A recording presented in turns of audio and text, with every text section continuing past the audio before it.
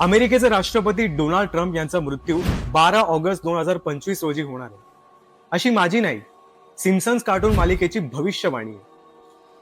Simpson's हा विवादित episode अनेक लोकांनी लपवण्याचा प्रयत्न केलाय. त्यात एक आश्चर्यकारक सीन आहे. जेव्हा 12 ऑगस्ट 2025 रोजी ट्रम्प यांच्या निधनाची बातमी अचानकपणे प्रसारित केली जाते. बरं, फक्त इथपर्यंत न थांबता त्यांना एका आलिशान वास्तूत दाखवलंय, जिथे ते एका गुप्त दस्तावेजासह घेरले गेले.